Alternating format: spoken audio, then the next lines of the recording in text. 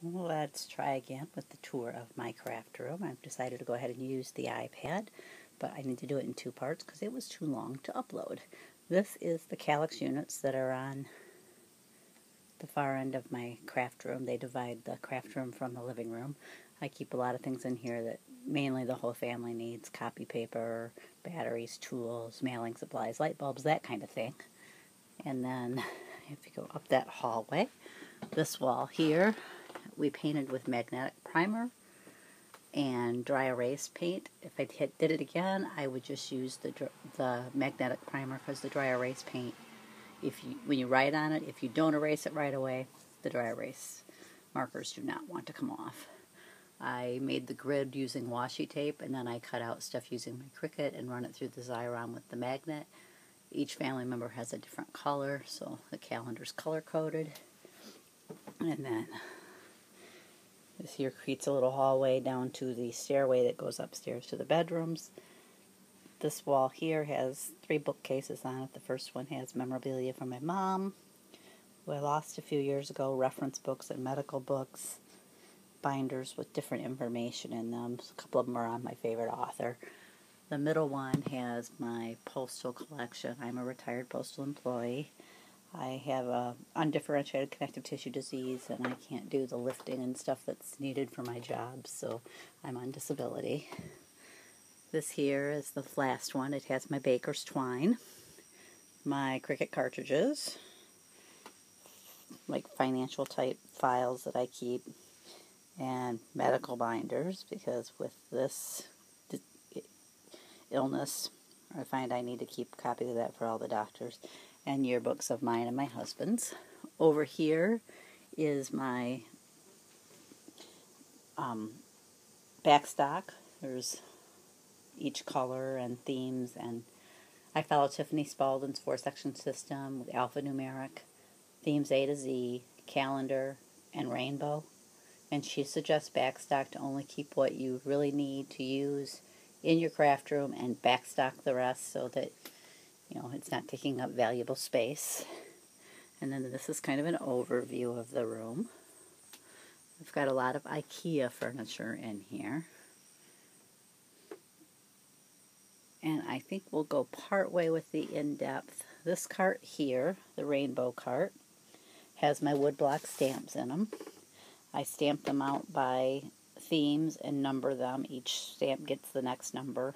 Tiffany recommends that so that you don't have to keep rearranging your stamps.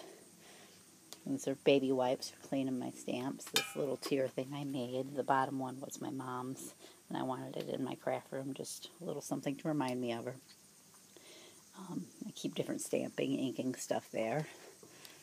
And then here's the first wall. I think we'll do this one, and then we'll end it for part 1. This one here. Up top, my father-in-law made these 2 stands. One's for my heat embossing wand. The other one's for my glue gun and glue sticks. My paper trimmer. The ink storage, my father-in-law made that. And this shelf here he also made. These are my Tim Holtz mini distress inks. They're kind of separated by color families. And then these ones are pigment inks and my stamp blocks. And then this here has my A2 card bases and card mats. I file them by rainbow. And this one has my 5x7 card bases and my 5.5 by 12 card bases. My 4.5 by 6.5 mats that I use for 5x7 cards, or for scrapbooking I use Miss Photo mats. This is my clear stamp storage system. I number them clear CS for clear stamp, and then numbered 1. I think I go through 30 right now. I try to note the manufacturer, the name of the set if I know it, and the number and where it's filed at. That's all of them. This has my 6x6 paper. I mainly use that for card making, so I separate it, and it's got a few other odd size papers in there. The bottom is for finished cards, which you can see is very empty right now. Let's roll this out of the way. This down below, my calyx, has the top 4 have my paper, my themes A to Z, my calendar, and then my rainbow section. My father-in-law also made those two holders for my paper. I store my paper vertically, as you can see. Tiffany recommends that, and I really like it. I like it much better than horizontal. It's much easier to finger through and find what I want. The bottom has just some extra storage things there. Xyron, my paper, I have 3-hole punch. That has information on different, in this one there's different information on different tools and furniture that are in the craft room. The bottom one has Xyron refills. This is my catalog, and a binder on tools and techniques are down there.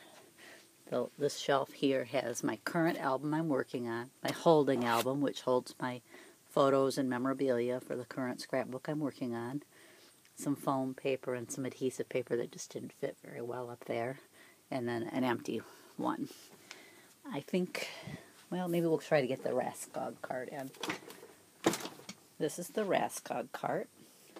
It holds my cuddlebugging stuff, basically. It's got my repositionable folder and the plates that I use for embossing, my A2 embossing folders, my Cuttlebug. These are empty right now. I'm not sure what I'm going to put in there. My 5x7 folders, my repositionable folder sets, dryer sheets, the larger 6x12 folders are back there. These have the really little folders and dies, and then some extra Cuttlebug dies. I have room for more stuff there. And on this side of the Cuttlebug, on the Raskog, I put an overview of my 4-section system. Okay, I think I will end part 1 of the video there and pick up with the rest of the tour in part 2. Thank you.